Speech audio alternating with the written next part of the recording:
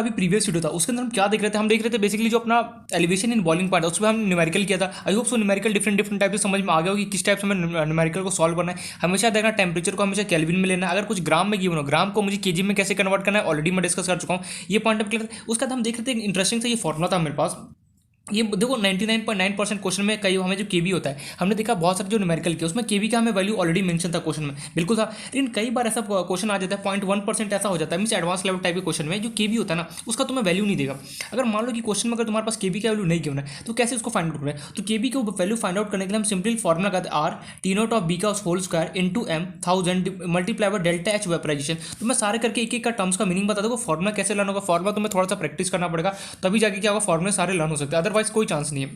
इसलिए फॉर्मुला को थोड़ा सा यहाँ पे देख लेना एक बार, बहुत रेयर मान लो कि लक बहुत खराब है अगर आ गया गलती से तो क्या कर सकते हैं, इसलिए बोलो कि सब कुछ जो भी हमें करना वेल प्रिपेयर्ड होकर चलना है। तो आई होप ये फॉर्मुला लर्न रहेगा। मैं यहाँ पे सबका मीनिंग बता चुका था। आर क्या होता है, यूनिवर्सल गैस कॉन्स्टेंट होता है। अगर मेरे पास यूनिट्स जूल में गिवन होगा तो मैं ये वाला यूज़ करूँगा 83.4 वाला। अगर वहीं पर अगर मेरे पास मेरे से बहुत बड़ा मिस्टेक हो गया, यहाँ पे 83.4 नहीं होता, सॉरी छोटा सा एक मिस्टेक हो गया, इसको यहाँ पे करेक्ट कर लेना, इसको करेक्ट करके 8.314 होता है। सॉरी यहाँ मुझे लग रहा था यार 8.314 होगा बट फिर भी मैंने यहाँ पे 83.4 लिखा। आई होप से ये छोटा सा एक मेरे से करेक्शन कर लेना, यहाँ पे जो 83.4 लिखा उसके जगह तुम्हें 8.314 लिखना है, बाकी सब कुछ ये लिखना है जूल मोल पर kelvin, sorry joule mole kelvin. अगर मान लो कभी भी क्वेश्चन में अगर मेरे पास यूनिट अगर मेरे पास जूल के अंदर खेला होगा तो मैं 8.314 लूँगा, वहीं अगर मेरे पास जो कैलरी में अगर खेला होगा तो मैं 2 कैलरी लेके क्या करूँगा क्वेश्चन को सॉल्व करूँगा। देन मेरे पास था आई होप से इसको करेक्शन कर लिया होगा, 83.4 जो लिखा उसको कट करके 8.314 लिखना, एंड अगर कैलरी में होगा तो क्या करेंगे हम 2 कैलरी यूज़ करेंगे। आई होप ये पॉइंट क्लियर हो गया। अगर मान लो वहीं पे जो टीबी होता है, टीबी हमारे पास क्या होता है, जो भी मेरे पास सॉल्वेंट है उसका प्योर जो वेपर प्रेशर का उसको मुझे काउंट आउट करना है। एम क्या होता है मेरे पास मोलर मास ऑफ सॉल्वेंट। अब यहाँ पे 1000 तो कौन सा डेल्टा एच वेपराइजेशन, इसे हम बोलते हैं इंथैल्पी ऑफ वेपराइजेशन। जो मेन है ना वो यही है हमारा इंथैल्पी ऑफ वेपराइजेशन के बारे में पढ़ना। तो देखो मैं यहाँ पे बताता हूँ इंथैल्पी ऑफ वेपराइजेशन होता क्या है, तो उसको यहाँ पे डेफिनेशन लिख लो यहाँ पे साइड में। हीट चलो ऐसे लिख दो, अमाउंट ऑफ हीट रिक्वायर्ड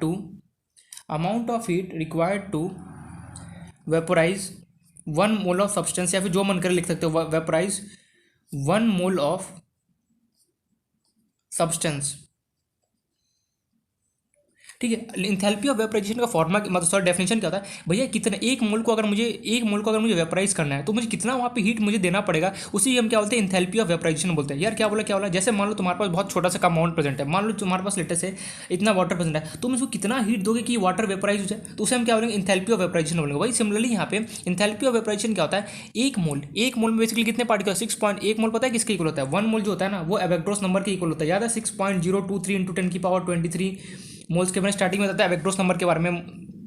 तो जो एक मोल होता है वो इतने पार्टिकल्स हो सकते हो, कितना करोड़ बिलियन कितना क्रॉस कर चुका है, मतलब एक मोल जो मेरे पास है उसको मैं कितना वहाँ पे मैं हीट प्रोवाइड करूँ सो दैट वो वेपराइज हो जाए, उसे हम क्या बोलते हैं इंथैल्पी ऑफ वेपराइजेशन बोलते हैं। आई होप सो ये पॉइंट करोगे। देखो ये जो एक मोल है बहुत लार्ज अमाउंट होता है, बहुत ज़्यादा अमाउंट होता है, बहुत बड़ा बिग अमाउंट है। अब इसको अगर मान लो कि अगर मुझे छोटा सा यूनिट ले जैसे ग्राम वगैरह में लेना है तो वहाँ पे क्या इंथैल्पी ऑफ वेपराइजेशन काम करना है, वहाँ पे मेरे पास नया एक डेफिनेशन आता है जिसको नाम बोलते हैं हम latent heat of fusion. Latent heat basically बोला जाता है, अरे यार शेट कट क्यों किया, लेटेंट हीट चलो लिख लो लेटेंट हीट क्या होता है देखना ध्यान, सेम वही डेफिनेशन होता है अमाउंट ऑफ देखो हैंडराइटिंग थोड़ा सा टेढ़ा मेढ़ा हो गया इसलिए कोई बात नहीं, बस समझते चलो। Amount of heat required to vaporize 1 gram of substance, या फिर 1 ग्राम कुछ भी ले लो, 1 ग्राम ऑफ एनीथिंग सब्सटेंस, जो मन करे सब्सटेंस आयन जो मन करे लिख सकते हैं, उसे हम बोलते हैं इस कॉल्ड लेटेंट हीट। तो यहाँ पे 2 डेफिनेशन है, पहला तो मेरे पास था इंथैल्पी ऑफ वेपराइजेशन का जो मैंने लिखा, और यहाँ पे लेटेंट, दोनों में डिफरेंस क्या है, दोनों में तो सेम लग रहा नहीं, डिफरेंस क्या है, जो इंथैल्पी ऑफ वेपराइजेशन होता है वो बोलता है एक मोल में भी एक मोल को बेसिकली मैं कितना यहाँ पे हीट प्रोवाइड करूँ सो दैट क्या हो ये वेपराइज हो जाए, उसे हम बोलते हैं इंथैल्पी ऑफ वेपराइजेशन। वहीं पे मेरे पास लेटेंट हीट क्या होता है, बोलते हैं 1 ग्राम सब्सटेंस मीन्स 1 ग्राम तुम्हारे पास कुछ 1 ग्राम वाटर ले लो, 1 ग्राम मिल्क ले लो, 1 ग्राम कुछ भी ले लो, 1 ग्राम को अगर मैं कुछ भी लेता हूँ उसको मैं कितना यहाँ पे हीट प्रोड्यूस दूँ सो दैट ये वेपराइज हो जाए, उसे हम बोलते हैं बेसिकली लेटेंट हीट बोला जाता है। आई होप से क्लियर हो गया। Latent heat and enthalpy of vaporization में डिफरेंस बहुत छोटा सा है। इंथैल्पी ऑफ वेपराइजेशन बोलता है कि मैं एक मोल सब्सटेंस या फिर जो भी लो आयंस वगैरह, एक मोल को अगर मुझे वेपराइज करना तो मैं कितना वहाँ पे हीट प्रोवाइड करूँ, वो बोलता है इंथैल्पी ऑफ वेपराइजेशन। वहीं लेटेंट हीट बोलता है भैया कि 1 ग्राम सब्सटेंस या फिर कुछ भी लो, 1 ग्राम अगर मुझे कुछ भी लो, 1 ग्राम में कितना मैं हीट प्रोवाइड करूँ सो दैट वो वेपराइज होता है, उसे हम बोलते हैं लेटेंट हीट बोलता है। तो ये कुछ हमारा छोटे डेफिनेशन थे। आई होप सी पॉइंट है, क्वेश्चन में तुम्हें सब कुछ गिवन होगा, आर गिवन होगा, टीबी गिवन होगा, एम सब कुछ, तुम्हें यहाँ पे सिंपली वैल्यू पुट करना होता है और केबी का वैल्यू निकाला। बहुत रेयर केस में ऐसा पूछा जाता है। एक और बात, जो डेल्टा एच जो होता है ना, कई बार हमें डायरेक्टली डेल्टा एच हमें नहीं मिलता है। कई बार क्वेश्चन में क्या करता है हमें, क्या कहता है, तुम्हें डेल्टा एच ना देखे तुम्हें लेटेंट हीट दे देगा और तुम्हें क्या देगा वहाँ पे मोलर मास दे देगा और बोलेगा चलो इसका निकालो डेल्टा एच में प्राइस। तो एक फॉर्मूला तो मैं यहाँ पे लिख रहा हूँ, मैं बस ये एडिशनल इन्फॉर्मेशन जो मैं यहाँ से पूरा बता रहा हूँ सब कुछ एडिशनल इन्फॉर्मेशन है। तो देखते चलो, देखो यहाँ पे डेल्टा एच का एक फॉर्मूला होता है, क्या होता है मैं बता रहा हूँ। लेटेंट हीट को हम एक और चीज़ बोलते हैं जिसका नाम होता है लेटेंट हीट ऑफ फ्यूजन, वो भी बोला जाता है, साइड में लिख लो latent heat of fusion. Latent heat of fusion लिखूँ या फिर फ्यूजन लिखूँ, क्या लिखना चाहिए जल्दी बताओ। कि लेटेंट हीट ऑफ वेपराइजेशन लिख लो सबसे बेस्ट, फ्यूजन क्या लिखना, लेटेंट हीट ऑफ वेपराइजेशन लिख लो। लेटेंट हीट का दूसरा नाम होता है latent heat of vaporization. I hope so latent heat पता चले क्या होता है, एंथैल्पी ऑफ वेपराइजेशन का भी डेफिनेशन बताते हैं। अब यहाँ पे एक फॉर्मुला आता है डेल्टा एच वेपराइजेशन जो होता है ना, वो इक्वल होता है मेरे पास latent heat of vaporization LV, इसको लेटेंट हीट ऑफ वेपराइजेशन को बोलूँगा LV multiply by molar mass. क्या होता है मोलर मास होता है, मैं यहाँ पे साइड में लिख भी देता हूँ, ये एम इंडिकेट करा है मोलर मास को, ठीक है।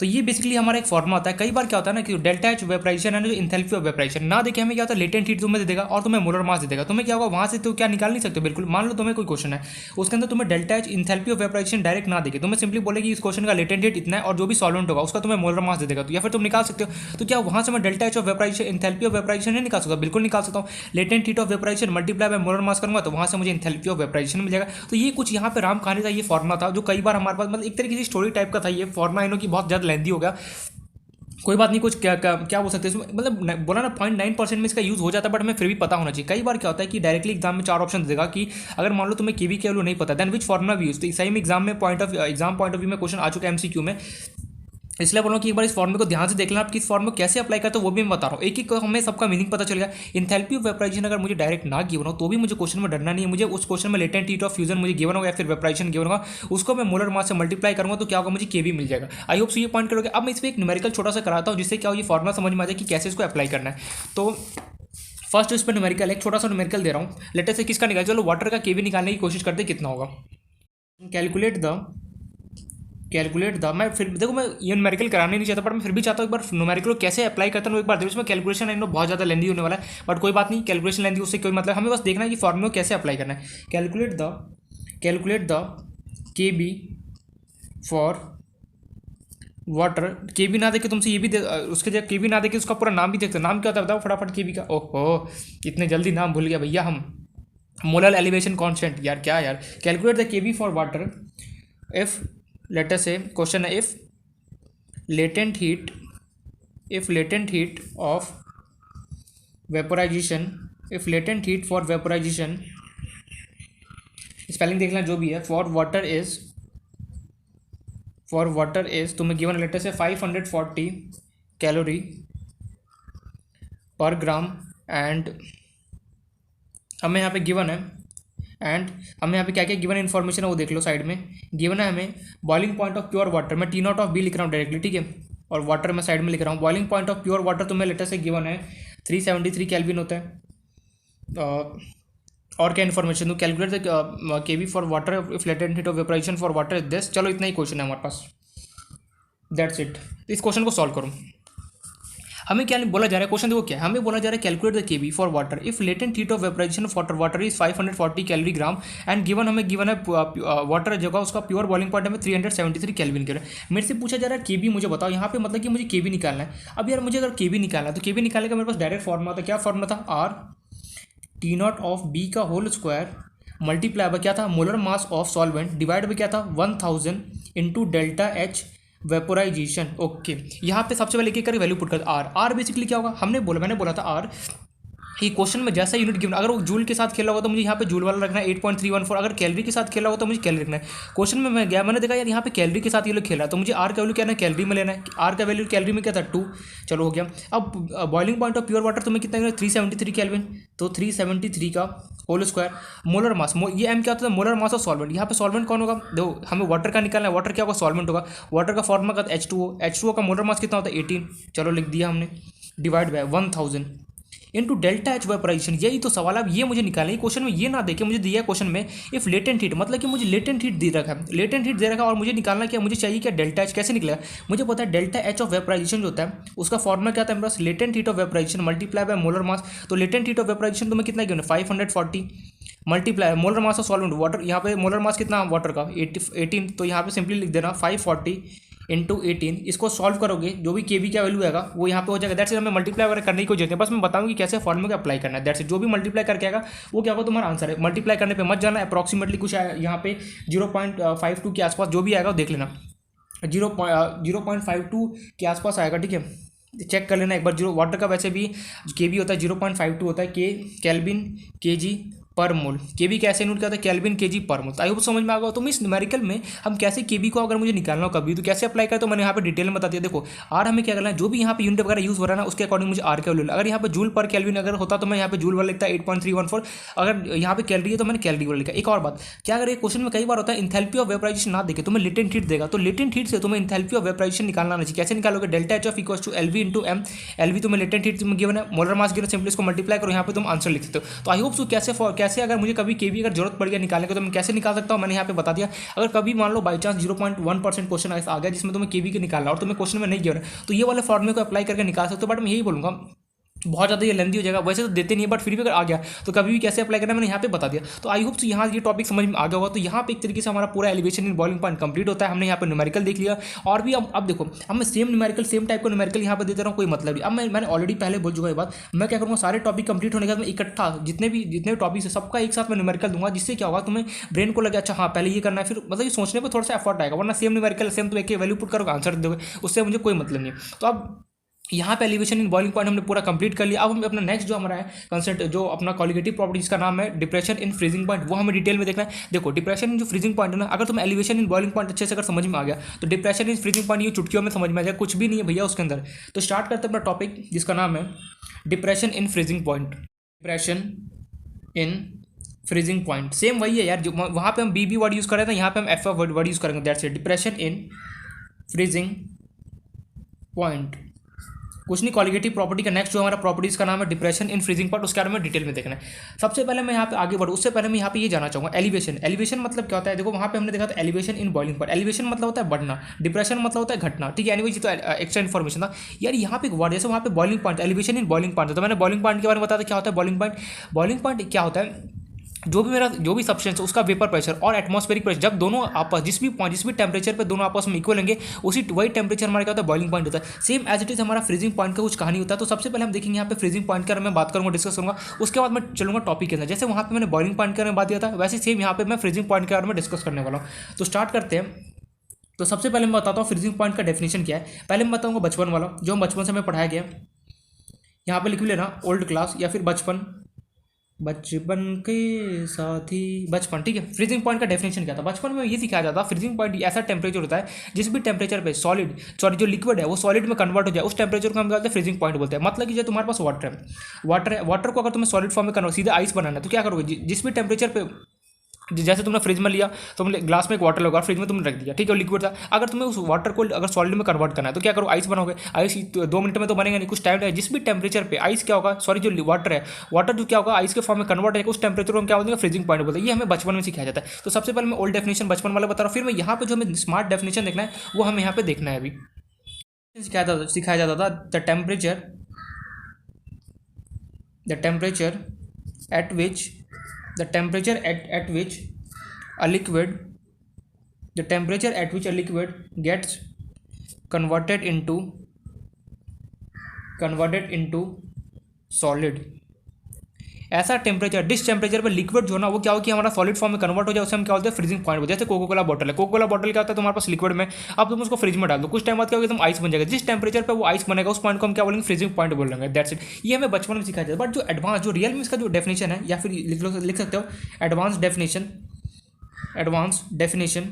ये तो हमें बचपन में सिखाया था। जिस भी टेम्परेचर पे हमारा जो लिक्विड है वो क्या हो जाए कि सॉलिड फॉर्म में कन्वर्ट हो जाए, उस टेम्परेचर को क्या बोलते हैं फ्रीजिंग पॉइंट बोलते हैं। बट जो अभी हमें एडवांस में जो हमें सिखाया गया जो डेफिनेशन जो हमें पढ़ना है वो क्या है हमारे पास, देखना ध्यान से। द टेम्परेचर, यही हमारा काम का डेफिनेशन है। The temperature at which vapour pressure, short form लिख दो VP, vapour pressure of liquid state is the temperature at which vapor pressure of liquid state become equals to vapor pressure of solid state is called freezing point is called freezing point. बोल रहा है ऐसा temperature जिस पे vapour pressure जो liquid हो, मान लो यहाँ पे कोई लिक्विड है, ठीक है, यहाँ पे मान लो कुछ लिक्विड है, जैसे मान लो वाटर है, और यहाँ पे मान लो इस लिक्विड को यहाँ पे कुछ सॉलिड फॉर्म इसी लिक्विड का प्रेजेंट है। इन दोनों का वेपर प्रेशर जब सेम हो जाएगा ना, जिस भी टेम्परेचर पे दोनों का वेपर प्रेशर सेम हो जाएगा, उस टेम्परेचर को क्या बोलूँगा मैं, फ्रीजिंग पॉइंट बोलूँगा। मतलब जो लिक्विड है, लिक्विड और जो यहाँ पे मेरा सॉलिड है, इन दोनों का इन दोनों का जब वेपर प्रेशर दोनों का सेम हो जाएगा, उस पॉइंट को या फिर उस टेम्परेचर को मैं क्या बोलूँगा, फ्रीजिंग पॉइंट बोलूँगा। ये बात समझ में आ गया। मीन्स फ्रीजिंग पॉइंट का डेफिनेशन क्या है मेरे पास, the temperature at which vapour pressure of liquid state, जो लिक्विड स्टेट में प्रेजेंट होगा उसका वेपर प्रेशर, और जो सॉलिड स्टेट में प्रेजेंट है उसका, जब दोनों का वेपर प्रेशर आपस में इक्वल हो जाएगा, उस पॉइंट या फिर उस टेम्परेचर को क्या बोलूंगा मैं, फ्रीजिंग पॉइंट बोलूंगा। वही हमारे पास यहाँ पे डेफिनेशन होता है। आई होप ये पॉइंट क्लियर होगा। अब हम इसको देखना, ग्राफ देखना है, तो ये मैंने डेफिनेशन बता दिया। अब हम चलते हैं इसका ग्राफ पे कि ग्राफ इसका कैसा है। जैसे हमने वहाँ पे ग्राफ पढ़ा था वैसे हमें सेम यहाँ पे ग्राफ पढ़ना है। थोड़ा सा यहाँ पे ग्राफ लेना, थोड़ा सा अजीब सा है, अजीब सा नहीं मीन्स थोड़ा सा लेंदी है, देखना ध्यान से। आई होप सो डेफिनेशन समझ में आ गया होगी। डेफिनेशन क्या है, देखो डेफिनेशन हमें सिंपली ये बोलता है, जो मेरे पास लिक्विड स्टेट है उसका और जो सॉलिड स्टेट है, इन दोनों का जो वेपर प्रेशर है, दोनों का वेपर प्रेशर जिस भी पॉइंट या फिर जिस भी टेम्परेचर पर सेम होगा ना, उस टेम्परेचर को मैं क्या बोलूँगा, फ्रीजिंग पॉइंट बोल रहा हूँ। That's it. अब हम इसका देखना ग्राफ। तो इसका बेसिकली ग्राफ क्या होगा, देखो हमने क्या बना था वहाँ पे, याद करो एलिवेशन इन बॉइलिंग पॉइंट में एक्स वाई एक्सिस में क्या बना था, वेपर प्रेशर, शॉर्ट फॉर्म लिख रहा हूँ वीपी, और एक्स एक्सिस में क्या बना था हमने, टेम्परेचर। चलो लिख देते हैं भैया टेम्परेचर, शॉर्ट फॉर्म में टीएमपी लिख दिया। अब देखो ग्राफ इसका कैसे बना, ये एक्सपेरिमेंट से ग्राफ आया, उसमें हमें कोई छेड़छाड़ नहीं करना है। तो सिंपली मेरे पास जो ग्राफ है वो कुछ ये ऐसे, एंड उसके बाद बनाने से पहले तो मैं लिखा ओहो मिस्टेक हो गया मेरे से, क्या मैंने यहाँ पे फ्रीजिंग पॉइंट का तुम्हें डेफिनेशन समझा, लेकिन डिप्रेशन इन फ्रीजिंग पॉइंट तो समझाया नहीं, बस मैं टॉपिक पढ़ा के आगे बढ़ गया। अब देखो यहाँ पे मुझे ग्राफ बनाना, अगर तुम्हारा ग्राफ बना लिया, अगर नहीं बना तो रुक जाना, वहाँ पे मिटा लेना। उसके ऊपर हमें ये समझना है भैया डिप्रेशन इन फ्रीजिंग पॉइंट है क्या। जैसे हमने एलिवेशन इन बॉइलिंग पॉइंट देखा था, वैसे मैं डिप्रेशन इन फ्रीजिंग पॉइंट का मैं पूरा लैंग्वेज फॉर्म में लिखना, उसके बाद हमें ग्राफ पढ़ना। तो ठीक है, अगर ग्राफ बना लिया तो उसको मिटा लेना, ठीक है। मैं पहले स्टेटमेंट लिख लो, फिर हमें ग्राफ बनाना है। तो स्टेटमेंट क्या है, देखो मेरे पास कोई सॉल्यूशन प्रेजेंट था, डिप्रेशन इन फ्रीजिंग पॉइंट होता क्या, हमें देखो फ्रीजिंग पॉइंट का डेफिनेशन समझ में आ गया कि फ्रीजिंग पॉइंट का डेफिनेशन है क्या। अब हमें देखना डिप्रेशन इन फ्रीजिंग पॉइंट है क्या। तो उसके लिए हमें क्या करना है, मेरे पास कोई सॉल्यूशन था, सॉल्यूशन में तुमने क्या किया, ये जो मैं चार्ट बना रहा हूँ ये बहुत ज़्यादा इंपॉर्टेंट है। जैसे मैंने वहाँ पे एलिवेशन में बॉइलिंग पॉइंट में फ्लो बनाया था, ये डायरेक्शन करके, वो अगर ये डेफिनेशन, ये एरो अगर याद है ना, तो सिंपली इसको देख के तुम अपने लैंग्वेज में इजीली कन्वर्ट कर सकते हो। देखो सॉल्यूशन था, सॉल्यूशन में तुमने नॉन वोलेटाइल सॉल्यूट को एडप्ट किया, ठीक है, जिसकी वजह से क्या होगा, वेपर प्रेशर क्या होगा, डिक्रीज हो गया। बिल्कुल सही, वेपर प्रेशर डिक्रीज हुआ, उसके वजह से वेपर प्रेशर तो डिक्रीज हुआ, लेकिन देखो यहाँ पे बॉइलिंग पॉइंट के बारे में बात नहीं हो रहा है, यहाँ पे फ्रीजिंग पॉइंट की बात हो रहा है। लेकिन यहाँ पे उल्टा होता है, यहाँ पे क्या होता है, फ्रीजिंग पॉइंट जो होता है ना, फ्रीजिंग पॉइंट वो क्या कहता है, वो भी डिक्रीज कर रहा होता है। हमने देखा था वहाँ पे एलिवेशन में बॉइलिंग पॉइंट में देखा था, बॉइलिंग पॉइंट इंक्रीज कर रहा होता है, बट फ्रीजिंग पॉइंट में उल्टा होता है, फ्रीजिंग पॉइंट डिक्रीज होता है। देखो कोई सॉल्यूशन था, सॉल्यूशन में जैसे तुम नॉन वोलेटाइल सॉल्यूट को एडप्ट करोगे तो क्या होगा, मेरे पास वेपर प्रेशर डिक्रीज होगा, साथ साथ में जो फ्रीजिंग पॉइंट होगा ना वो भी क्या होगा, उसका डिक्रीज करना स्टार्ट कर देगा। तो इसी को अगर मुझे लैंग्वेज फॉर्म में लिखना हो तो देखना, when a non-volatile solute is added to a when a non-volatile solute is added to a pure solvent, when a non-volatile solute is added to a pure solvent, then its vapor pressure then its vapor pressure get decrease, then its vapor pressure get decrease, and also the freezing point, and also the freezing point of solution decrease किसके साथ, as compared to original, as compared to freezing point of pure solvent, freezing point of pure solvent। डब्बा क्यों बना, देखो freezing point of decrease हुआ किसका, solution का।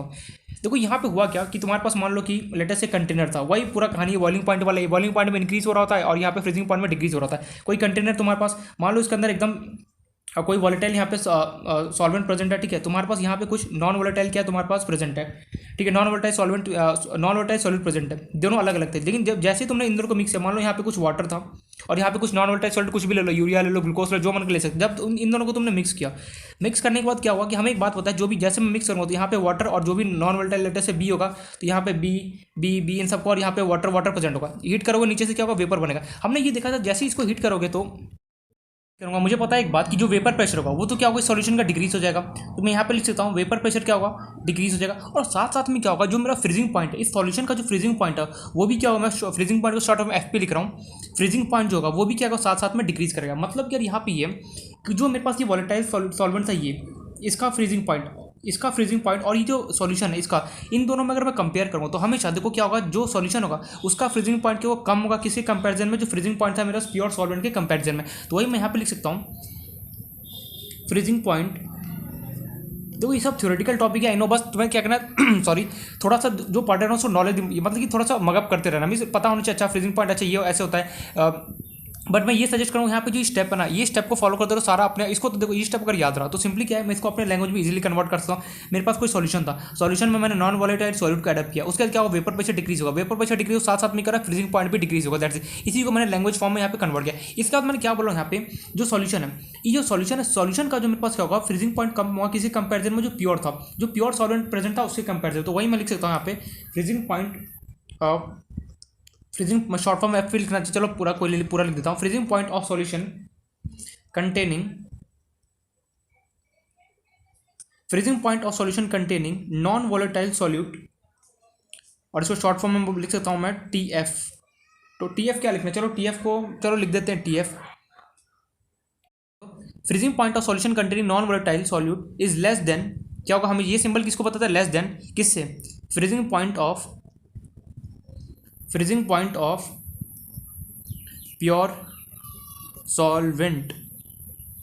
यहाँ पे देखो उल्टा खेल हो गया, जो हमने अभी तक एलिवेशन इन बॉइलिंग पॉइंट में पढ़ा, एलिवेशन इन बॉइलिंग पॉइंट में क्या था, ये जो सॉल्यूशन था उसका मेरे पास बॉइलिंग पॉइंट क्या था, ज़्यादा था एज कम्पेयर टू किसके, प्योर सॉल्वेंट में। लेकिन यहाँ पे क्या होगा, जस्ट अपोजिट होगा, यहाँ पे क्या होगा, जो सॉल्यूशन है उसका फ्रीजिंग पॉइंट क्या होगा, कम होगा किसके कंपेरिजन में, जो प्योर सॉल्वेंट था उससे कंपेरिजन में क्या होगा, जो फ्रीजिंग पॉइंट क्या होगा, कम होगा। क्यों, क्योंकि इसके अंदर नॉन वोलेटाइल सॉल्यूट क्या है, मेरे पास एडअप है। मान लो किसी ने मेरे से क्वेश्चन पूछा, अच्छा एक बात बताओ, जो सॉल्यूशन है, सॉल्यूशन का फ्रीजिंग पॉइंट कम है किसके कंपेरिजन में, जो प्योर यहाँ पे सॉल्वेंट प्रेजेंट है उससे। क्यों, क्या इसके पीछे रीजन क्या है, तो मैं सीधे सीधे बोलूँगा भाई साहब, नॉन वोलेटाइल सॉल्यूट को अगर मैं एडअप कर दूंगा तो जिसके वजह से क्या होगा, जिसका फ्रीजिंग पॉइंट क्या होगा, कम हो जाएगा। हमने यहाँ पे पॉइंट नोट आउट कर दिया, बस यहाँ पे यही था जो थ्योरेटिकल जो मुझे लिखाना था लैंग्वेज, वही यहाँ पे है कि कोई सॉल्यूशन था, सॉल्यूशन में अगर मैं नॉन वोलेटाइल सॉल्यूट को एडअप करता हूँ जिसकी वजह से क्या होगा, इस सॉल्यूशन का वेपर प्रेशर क्या होगा, डिक्रीज होगा, एंड इस वेपर प्रेशर डिक्रीज होगा, दैट्स इट, यही होगा। और यहाँ पे एक और बात है, जो सॉल्यूशन है, सॉल्यूशन का फ्रीजिंग पॉइंट क्या होता है, कम होता है किसी कंपेरिजन में जो प्योर सॉल्वेंट जो भी यहाँ पे प्रेजेंट होगा, कुछ भी यहाँ पे प्योर सॉल्वेंट जो प्रेजेंट होगा उसका क्या होगा, फ्रीजिंग पॉइंट ज़्यादा होगा एज कम्पेयर टू किसके, इस वेपर प्रेशर और सॉल्यूशन से। आई होप सो ये समझ में आ गया होगा। अब हमें सिंपली क्या है, इसमें हमें ग्राफ देखना है, तो एक बार ये थ्योरेटिकल लिख लेना, थ्योरेटिकल लिखने का तो हमें ग्राफ देखना था। तो मैंने ऑलरेडी बोल चुका हूँ कि इसको लिखने के बाद सिंपली ग्राफ बनाना, मैं वहाँ पे भूल गया था, अगर वहाँ पे रब नहीं किया, मीन्स अगर पेन से बना तो उसको कट करके नीचे इस ये लिखने के बाद क्या करना, नीचे से ग्राफ बनना। तो आई होप सो ये थ्योरेटिकल जो मैंने लिखा समझ में आ गया होगा। अब हम चलते ग्राफ की तरफ। तो जो ग्राफ है ना वो थोड़ा सा क्या है कि हमारा ये थोड़ा सा मतलब ट्रिकी टाइप का क्वेश्चन बस समझने वाला है। देखो वाई एक्सिस में क्या है मेरे पास, वेपर प्रेशर, एक्स एक्सिस में क्या है मेरे पास, टेम्परेचर। देखना ध्यान से, यहाँ पे एक दो पेन साथ में ले लो, मीन्स डिफरेंट टाइप से पेन ले लो, एक या फिर दो, तो एक काम करो 3 पेन ले लो साथ में, एक तो रेड ले लो, एक तो ब्लू होगा, और एक अगर कोई और पेन होगा तो साथ में ले लेना, ब्लैक वगैरह कुछ भी, तो क्योंकि यहाँ पे क्या होगा उसको देखने में ईजी रहेगा।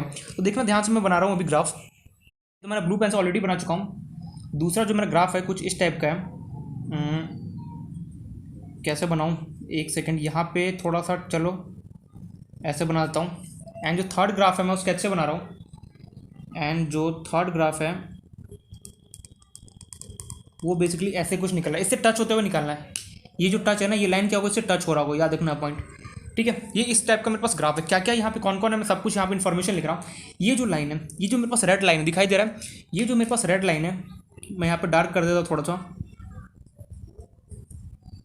एक सेकेंड आप, ये जो मेरे पास रेड लाइन है ये किसको शो कर रहा है बता रहा हूँ। और ये जो ब्लू लाइन है एंड यहाँ पे जो ग्रीन लाइन है, तीनों का अपना अपना लाइन है, उस तीनों का मुझे ये बताओ कौन सा लाइन किसको शो कर रहा है। तो ये जो मेरे पास रेड लाइन है, सिंपली रेड लाइन में किसको शो कर रहा है, जो सॉल्यूशन है मेरे पास, जो ये सॉल्यूशन है ना, बेसिकली इस सॉल्यूशन को मेरे पास क्या रेड लाइन यहाँ पे शो कर रहा है। तो मैं यहाँ पे लिख रहा हूँ सॉल्यूशन क्या है, सॉल्यूशन के अंदर क्या क्या मिक्स है मेरे पास, नॉन वॉलेटाइल सॉल्यूट बेसिकली क्या है मेरे पास, यहाँ पे एडअप है, यहाँ पे शॉर्ट फॉर्म में नॉन वॉलेटाइल सॉल्यूट को मैंने NVS लिखा, और ये किस स्टेट में होगा, लिक्विड में।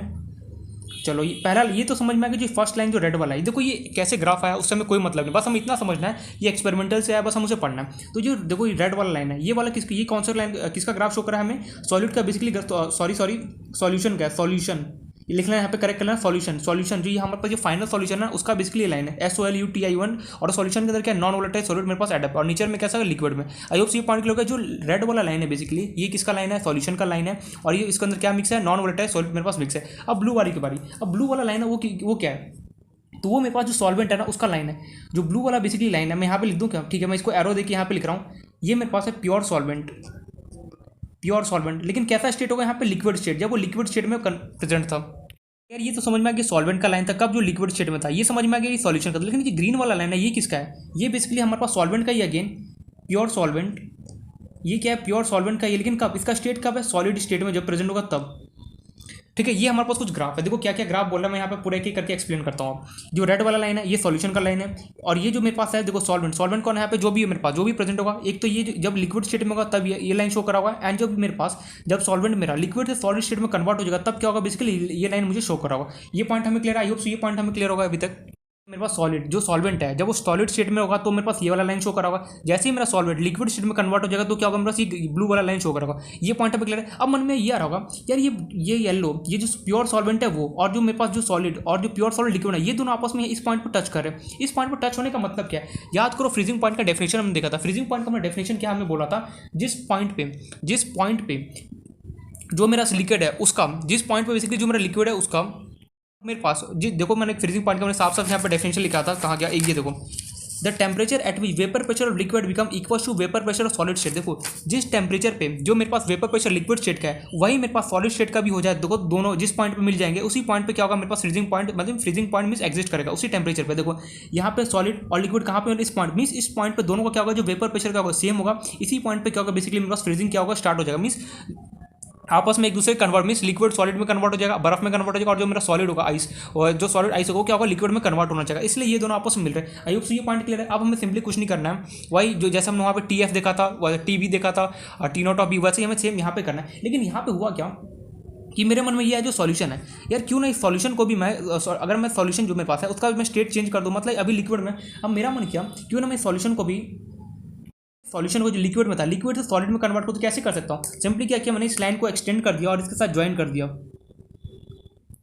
दैट्स इट, काम खत्म अपना। मतलब जो मेरे पास पहले लिक्विड होता अब क्या होगी, सॉलिड में कन्वर्ट हो जाएगा, जैसे इस पॉइंट पे ये दोनों आपस में मिलेंगे। तो यही हमारे पास कुछ ग्राफ होता है कि इसका डिप्रेशन इन फ्रीजिंग पॉइंट का। आई नो थोड़ा सा ट्रिकी है, ट्रिकी नहीं, एक बार समझोगे इजीली समझ में आ जाएगा। देखो यहाँ पे कुछ भी नहीं, सबसे पहले मेरे पास 3 लाइन था, कौन कौन सा लाइन था, पहले मेरे पास रेड लाइन था, और मेरे पास एक रेड है, एक ब्लू है, एक येलो है, ग्रीन है, ग्रीन और ब्लू आपस में टच करें, क्यों, क्योंकि यहाँ पे जो इन दोनों इस पॉइंट पे वेपर प्रेशर दोनों का, सॉलिड का और जो लिक्विड स्टेट में, दोनों का क्या होगा, सेम होगा, मींस एक दूसरे में कन्वर्ट हो गए। उसके बाद मैंने क्या किया, जो मेरा सॉल्यूशन था लिक्विड स्टेट में था, मैंने ये सोचा क्यों ना मैं इस लाइन को एक्सटेंड कर दूँ पीछे और इसके साथ मिक्स मिला दूँ, तो ये कुछ इस तरीके से मिल जाएगा। तो ये पहले लिक्विड है तो अब लिक्विड से सॉलिड में कन्वर्ट हो सकता है, या फिर सॉलिड से लिक्विड में कन्वर्ट हो सकता है, दैट्स इट, हमने ये कर दिया। अब हमें कुछ नहीं करना है, सिंपली कोई भी 3 पॉइंट हमें पकड़ना है और उसके बारे में इन्फॉर्मेशन लिखना है, दैट्स इट। एक सेकंड, यहाँ पे इन्फॉर्मेशन जो भी अलग तुम्हें लगता है कि यार मैं इस ग्राफ अभी पढ़ने के बाद अगर मैं भूल जाऊँगा, तो अगर लिखना चाहो तो सिंपली यहाँ पे लिख सकते हो साइड में। रेड वाला देखो जो मैं पेन से बनाना उसी से बनाना, देखो रेड और स्केच, अगर ग्रीन ना हो तो कोई भी तुम स्केच लेना, कुछ भी कोई भी कलर से ये बना लेना, मैं जो लिख रहा हूँ, लेकिन रेड होना बहुत इंपॉर्टेंट है। मैं यहाँ पे क्योंकि रेड के बारे में लिख रहा हूँ, या फिर रेड लाइन को पीछे एक्सटेंड किया, याद रखना ये पॉइंट, पीछे एक्सटेंड किया, जिससे क्या हुआ, लिक्विड से क्या हो जाए, सॉलिड में कन्वर्ट। ये एक नोट डाल के लिखना, पॉइंट जो रेड लाइन था इसको मैंने क्या कि पीछे एक्सटेंड किया और इससे क्या मिला दिया। अब हमें कुछ नहीं करना है, अब हमें 2 पॉइंट यहाँ पे पकड़ लेना है। सबसे पहले यहाँ पे वही TF, और यहाँ पे जैसे वहाँ पे TB था, याद करो TB क्या था, मेरे पास बॉइलिंग पॉइंट ऑफ सॉल्यूशन होता है, T0 क्या था, boiling point of pure solid था। वैसे ही सेम कहानी यहाँ पे हमारे पास होने वाला है। तो जो ये पॉइंट है जहाँ पे मेरे पास ये 2 सॉल्यूशन और ये जो मेरे पास प्योर सॉल्वेंट जब सॉलिड स्टेट था, जिस पॉइंट पे मिल रहे हैं, ये हमें क्या देगा यहाँ पे टोटल, इस पॉइंट पे हमें मिलेगा TF, और जिस पॉइंट पे बेसिकली जिस पॉइंट पे मेरे पास प्योर सॉल्वेंट जो सॉलिड और प्योर सॉलिड लिक्विड इस पॉइंट पे मिल रहा है, इस पॉइंट पे हमें क्या मिलेगा टोटल T0 ऑफ F। अब मन में सवाल TF है क्या, TF हमें ये बता रहा है, देखो टी वहाँ पे याद करो T क्या होता था, टेम्परेचर, और वहाँ पे हम TB बोलते थे। TB क्या होता था बेसिकली, याद करो बॉइलिंग पॉइंट ऑफ याद करो क्या boiling point of solution. Same यहाँ पे क्या होगा मेरे पास, फिर यहाँ पे फ्रीजिंग पॉइंट ऑफ क्या होगा, मैं यहाँ पे लिख देता हूँ फ्रीजिंग पॉइंट, TF हमें इंडिकेट कर रहा है फ्रीजिंग पॉइंट ऑफ सॉल्यूशन। इस पॉइंट पे बेसिकली देखो पहले लिक्विड में था, अब लिक्विड में क्या होगा, लिक्विड से सॉलिड स्टेट में कन्वर्ट। अरे यार जब लिक्विड से सॉलिड में कन्वर्ट, जैसे तुम्हारे पास वाटर है, वाटर जब तुम्हारे पास आइस में अगर जब कन्वर्ट हो रहा होता है तो क्या होता है, फ्रीज हो रहा होता है ना, सीधी सीधी बात है। तो वही हो रहा है, TF यहाँ पे क्या इंडिकेट कर रहा है, फ्रीजिंग पॉइंट ऑफ सॉल्यूशन भैया। और ये जो T0 ऑफ F है ये बेसिकली क्या है, ओहो sorry, T naught of F जो है वो क्या है basically freezing point of pure solvent. Solvent जो मेरे पास है उसका प्योर जो फ्रीजिंग पॉइंट एकदम pure freezing point of, point को शॉर्ट में पीटी लिख रहा ऑफ प्योर सॉल्वेंट। मतलब कि जहाँ पे मेरे पास प्योर सॉल्वेंट जब सॉलिड और जो देखो जो सॉल्वेंट है, सॉल्वेंट जो मेरे पास मान लो कुछ जेट जैसे वाटर है, वाटर पहले क्या था लिक्विड था, लेकिन जैसे ही तुम अगर मान लो तुम्हें उसको अगर आइस में कन्वर्ट करना है मीन सॉलिड में कन्वर्ट करना है तो एक टेम्परेचर होगा ना पर्टिकुलर टेम्परेचर जिस पर फ्रीज हो जाता है, तो उसी टेम्परेचर को हमने क्या दिया TF नाम दिया, freezing point of pure solvent. ठीक है, आई होप से लिख लिया होगा। अब देखो जैसे याद करो उन जैसे वहाँ पे हमारे पास क्या होता था TB और टी नॉट ऑफ बी के बीच में जो डिस्टेंस होता था उसको हम किससे बोलते हैं डेल्टा TB से बोलते थे। वैसे ही सेम यहाँ पे क्या होगा मेरे पास, यहाँ पे हम बोलेंगे इन दोनों के बीच में जो डिस्टेंस होगा उसको हम बोलेंगे डेल्टा TF मीन्स ये क्या होगा डिफरेंस होगा, क्या होगा देखो याद करो वहाँ पे क्या होता था, देखो मैंने पहले ही बोला था जो अगर मैं एलिवेशन ही बॉलिंग पढ़ना जो पढ़ रहा हूँ सेम एज इट इज मुझे यहाँ पे ही पढ़ना है, बस वहाँ पे TB था, यहाँ पे TF पढ़ रहा हूँ दैट्स इट। तो यहाँ पे डेल्टा TF क्या होगा, change in temperature between freezing point, change in temperature between delta TF क्या बोल सकता हूँ, change in temperature between freezing point of pure solvent and freezing point of solution. जो freezing point of pure solvent है वो और जो freezing point of जो मेरा सॉल्यूशन, इन दोनों के बीच में जो मेरे पास टेम्परेचर डिफरेंस होगा उसे हम क्या बोलेंगे डेल्टा TF बोलेंगे। सेम यहाँ पे भी वही फॉर्मुला आने वाला है। तो इसके बाद मैं यहाँ पे आगे कंटिन्यू कर रहा हूँ, ये डेल्टा TF आई होप सो लिख लिया, ग्राफ ड्रॉ कर लिया अच्छे से। कोई भी अगर डाउट हो यहाँ पे छोटा सा भी है इन्फॉर्म करना, उस डाउट को हम डिस्कस करना। बट यही बोलूँगा कि डाउट को छोटा सा ही मतलब, क्योंकि कॉम्पिटेटिव एग्जाम में डायरेक्ट हमें ग्राफ देके वहाँ पे मार्क करने के लिए बोलता है। अच्छा ये बताओ कि अगर इसका यहाँ पे कुछ टेम्परेचर दे देगा लेटर से 100 केल्विन और यहाँ पे लेटर से तुम्हें 200 केल्विन दे, तुमसे पूरी डेल्टा TF क्या होता है, तुम करके फाइनल माइनस इनिशियल करो, क्या करोगे सब कुछ बता रहा हूँ फॉर्मुला। बट ये सारा ग्राफ हमें एक एक पॉइंट में समझ में आना चाहिए। आई होप सो समझ में आ जाएगा। अब मैं इसका जो कुछ फॉर्मुला है वो मैं यहाँ पे बता रहा हूँ क्या है। जो बस डेल्टा TF था याद करो, वहाँ पर डेल्टा TB था, यहाँ पर डेल्टा TF होगा। तो यहाँ पर जो डेल्टा TF था उसका बेसिकली मेरे पास फॉर्मुला निकल के आया to-do tin of F minus TF। Delta TF जो मेरे पास है उसका फॉर्मुला क्या निकलेगा, T naught of F minus क्या होगा TF। याद करो बॉइलिंग पॉइंट में क्या था डेल्टा TB जो था उसमें जस्ट उल्टा होता था, क्या होता था TB माइनस क्या करता था मैं टी नॉट ऑफ B करता था। लेकिन यहाँ पे क्या कर रहा हूँ T naught of F minus क्या करता हूँ TF कर रहा हूँ। कई बुक वाले इसको ऐसे भी लिखते हैं, टी नॉट ऑफ F को ना लिख के ये लोग ऐसे लिख देते हैं TF के नीचे नॉट लगा देते हैं और माइनस TF लिखते हैं, उससे भी कोई फर्क नहीं पड़ता। F नॉट लिखो या फिर तुम ऐसे लिखो, एक ही बात होता है दोनों। अब यहाँ पर डेल्टा TF क्या है मैं यहाँ पे एक्सप्लेन कर देता हूँ। चेंज इन टेम्परेचर मैं यहाँ पे एक्सप्लेन कर रहा हूँ क्या delta TF, change in temperature between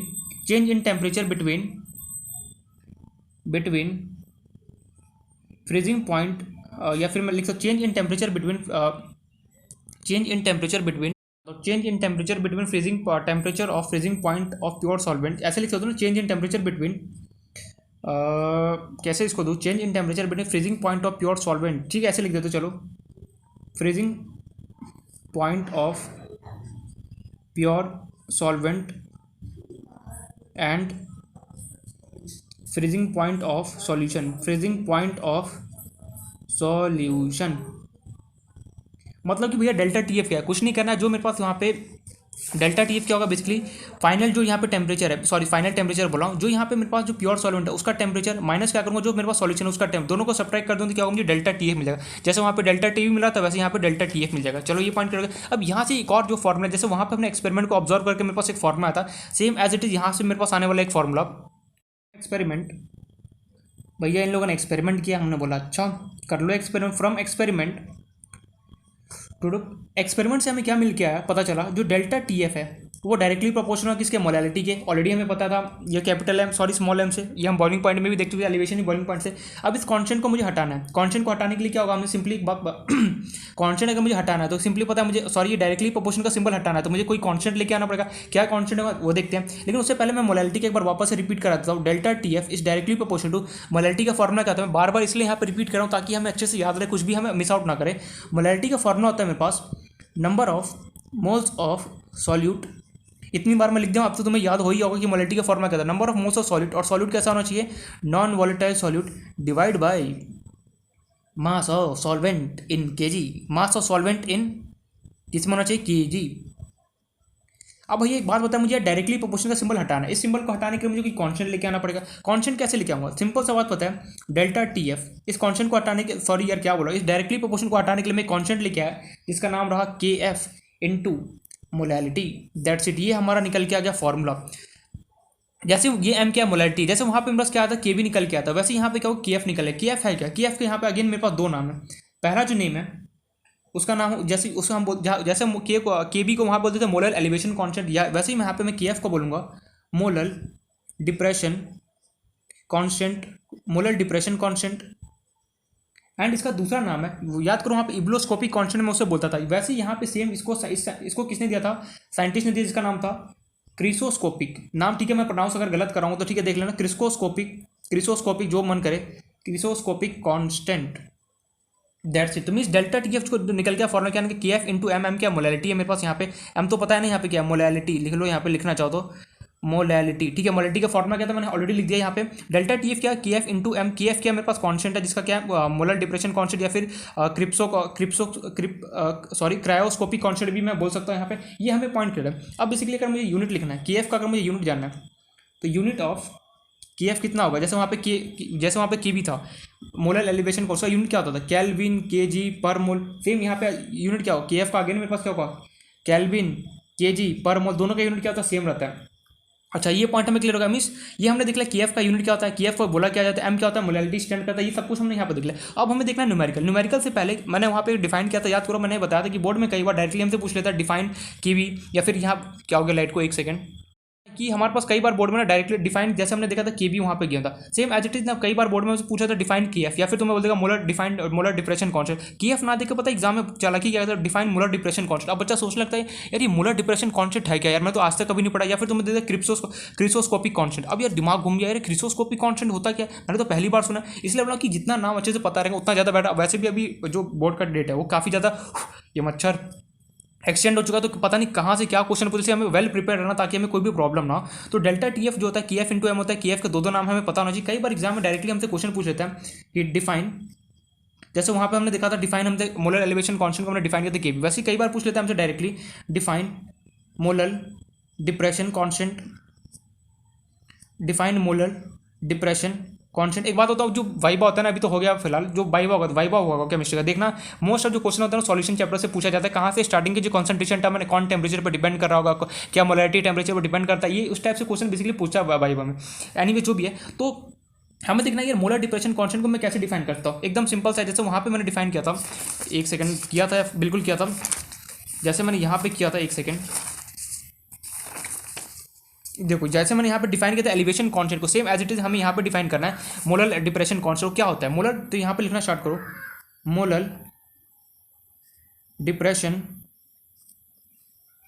molar depression constant is define as, इसको डिफाइन नहीं करा, मैं यहाँ चाहता हूँ इसको होमवर्क दूँ, बिल्कुल नहीं, क्योंकि मैंने यहाँ पे एलिवेशन बॉइलिंग पॉइंट बताता ना, वहाँ से इसको हिंट लेके तुम्हें खुद से इसको डिफाइन लग रहा, अरे यार इसने तो होमवर्क दे दिया। मैं चाहता हूँ बिना नेट के हेल्प पे तुम इसको खुद से एक बार डिफाइन मोलर डिप्रेशन कॉन्स्टेंट तुम खुद से एक बार डिफाइन करना है। कैसे करोगे मुझे नहीं पता, बिना नेट से हेल्प लिए हमें क्या करना है, इसको डिफाइन करना, एकदम सिंपल सा, इजीली तुम्हें डिफाइन हो जाएगा। अगर इसको और फिर मुझे देखना भी है, ठीक है, मैं तुरंत तुमसे देख लूँगा, जैसे वीडियो कंप्लीट होगा उसका मुझे चाहिए इसको फटाफट कि डिफाइन मोलर डिप्रेशन कॉन्स्टेंट चाहिए एनी हाउ। एंड उसके बाद आई होप से डिफाइन कर लोगे बिना नेट का हेल्प लिया, और अगर तुम नेट का हेल्प लेते हो मैं तुरंत पकड़ लूँ कि हाँ इसका मैं एक ही पॉइंट पूछूँ, इसके पीछे रीजन क्या है दिस दैट सब कुछ, इसलिए सोच समझ के नेट का कॉपी लेना। और मैं यहाँ पे ये सजेस्ट करूँ, मैंने यहाँ पे इतना अच्छे से पढ़ा है, अगर यहाँ पे अगर ठीक है मानता हूँ कि मैं टीचर के लाइक नहीं हूँ, ठीक है, बट मतलब कि 30% तो मैं उनके लाइक हूँ कि मैं पढ़ा सकता हूँ, मैं समझ में आ सकता है। इसलिए लोग कि ध्यान से अच्छे से प्लीज़ इसको पढ़ना, अगर फिर भी कहीं डाउट देन इन्फॉर्म करना, इसको एक बार खुद से अटैम्प्ट करने की कोशिश करना। तो आई होप सो ये समझ में आएगा कि मोलर डिप्रेशन कॉन्स्टेंट होता क्या। मोलर डिप्रेशन कॉन्स्टेंट पर मैं सीधे आम भाषा में बोलूँ, the decrease in freezing point when non-volatile solid is added in a solution is called depression freezing constant, that's it। मान लो किसी ने बोल दिया कि डिफाइन करो, तो मैं भैया फ्रीजिंग पॉइंट को डिफाइन करो, तो कैसे डिफाइन करोगे, तो चलो लिख ही देता हूँ वो भी। और मान लो किसी ने पूछा define depression freezing point, short form लिख दिया DFP, तो कैसे लिखोगे, when a non-volatile solute is, when a non-volatile solid is added to a pure solvent, due to this decrease in vapor, decrease in vapor pressure लिखना चाहोगे या नहीं लिखना चाहोगे, चलो छोड़ो, due to this decrease in freezing point of solution, and when a non-volatile solute is added to a pure solvent, due to this decrease in freezing point is called depression freezing point। DFP को short form ऐसे define कर सकते हैं। करता हूँ। देखो सबसे पहले मैं एकदम नॉर्मल न्यूमेरिकल लूंगा डिफरेंट डिफरेंट टाइप से, फिर उसके बाद मैं यहाँ पे लास्ट में बताऊंगा। जैसे वहाँ पे हमने देखा था कि जैसे के भी अगर नहीं गिवन हो तो मेरे पास कैसे एक फॉर्मा था, सेम एज इट इज यहाँ पे कई बार अगर क्वेश्चन में अगर के एफ अगर मेरे पास नहीं गिवन हो, इन दैट केस मुझे क्या कैसे उसको लेना है वो मैं यहाँ पे बताऊंगा। लिख लेना यहाँ पे साइड में। इन 99 in most of the question के एफ हमें मेंशन होता है। In most of the question के एफ इज गिवन। बहुत रेयर क्वेश्चन ऐसा होता है जिसके अंदर क्या होता है, केएफ का जो हमें वैल्यू गिवन नहीं होता, बट मोस्ट ऑफ क्वेश्चन के अंदर क्या होता है, जो केएफ होता है उसका हमें वैल्यू गिवन होता है। अगर मेरे पास केएफ का वैल्यू अगर मान लो नहीं गिवन, तो कैसे निकालते हैं उसका एक फॉर्मुला था जो मैं लास्ट में बताऊंगा, बट उससे पहले हम न्यूमेरिकल क्वेश्चन अपना स्टार्ट करते हैं। तो जो फर्स्ट क्वेश्चन है इस पर वो लेटर से चलो लेते हैं इसमें व्हाट अमाउंट ऑफ, थोड़ा सा मैं डिफरेंट लिख रहा हूँ हटके क्वेश्चन। ये मैंने एलिवेशन बॉइलिंग पॉइंट का एक क्वेश्चन दिया था डिफरेंट होमवर्क करके शायद से, सेम उसी टाइप का यहाँ पे मैं क्वेश्चन उठा रहा हूँ। What amount of X letter से C2H5OH C2H5OH is dissolved in 1 kg water so that it freeze at -2 degree Celsius. And तुम्हें यहाँ पे गिवन है हमारे पास फ्रीजिंग पॉइंट ऑफ वाटर तुम्हें गिवन है लेटर से 0 डिग्री सेल्सियस।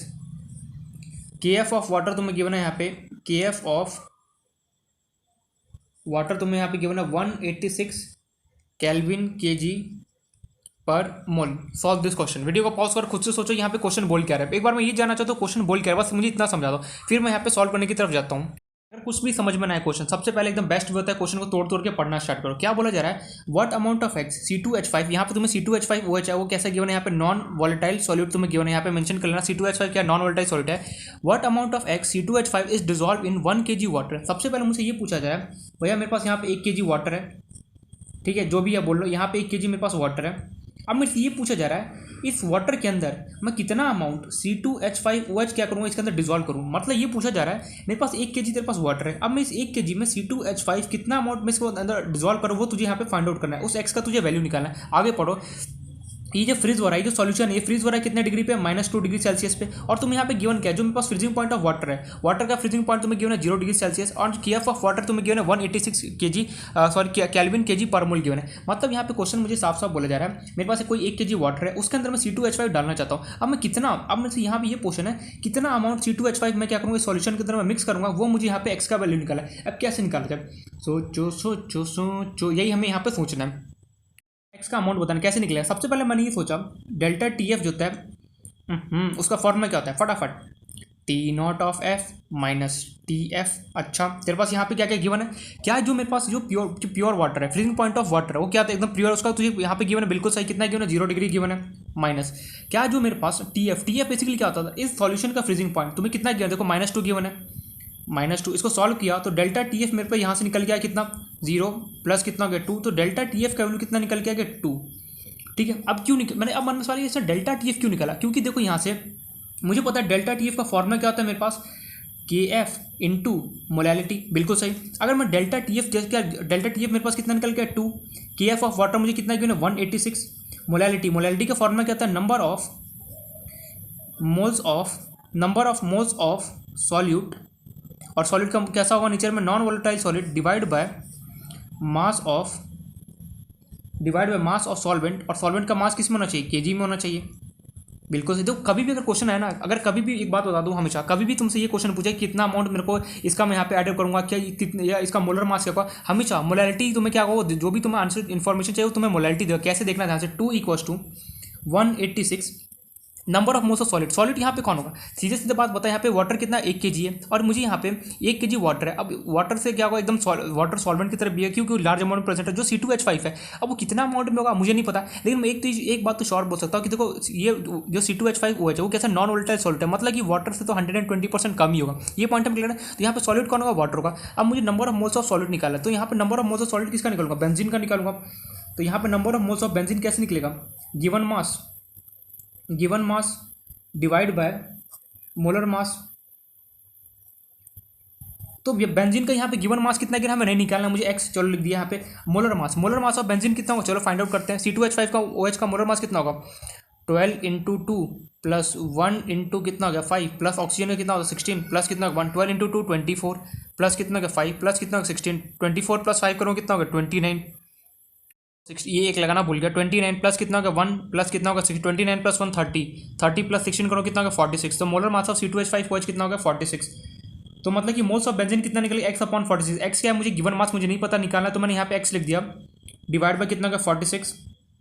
और मास ऑफ सॉल्वेंट कौन है, वाटर का कितना गिवन है 1, और कितना यहाँ पे केजी में तो ऑलरेडी हो गया, तो इसको सॉल्व करूंगा तो ये हो गया 2 = 186 मल्टीप्लाई बाय एक्स, 46 इंटू 1 किया कितना होगा 46। अब इसको हमें सॉल्व करना है, तो चलो सॉल्व करते हैं। 2 = कितना होगा 186x डिवाइड बाय 46। 46 के टेबल में क्या 86 आता है, 46 के टेबल में चलो इसको क्रॉस मल्टीप्लाई करते हैं, तो ये हो गया ये x है, ठीक है। 46 इंटू 2 = कितना हो गया 186 इंटू कितना हो गया x। अब 186 इसको नीचे इसको चरणों में भेजा, तो x = कितना हो गया 46 इंटू 2 डिवाइड बाय 186। इसको सॉल्व करते हैं। थोड़ा सा एक मिस्टेक हुआ है, जो हमारा उस KF ऑफ वाटर का 186 नहीं होता है, 1 पॉइंट होता है, 1.86 होगा, तो चेक कर लेना हर एक जगह। 186 की जगह 1.86 तो इसको सॉल्व करेंगे, तो ये x का वैल्यू अप्रॉक्सीमेटली मेरे पास 49.4 के आसपास आएगा। जब मल्टीप्लाई वगैरह करके देखना है तो x को हम मान लेंगे कितना 50। तो हमारे पास x का वैल्यू कितना अमाउंट में C2H5 OH मिलाऊंगा, डिजॉल्व करूंगा 1 kg वाटर के अंदर, कितना 50 ग्राम।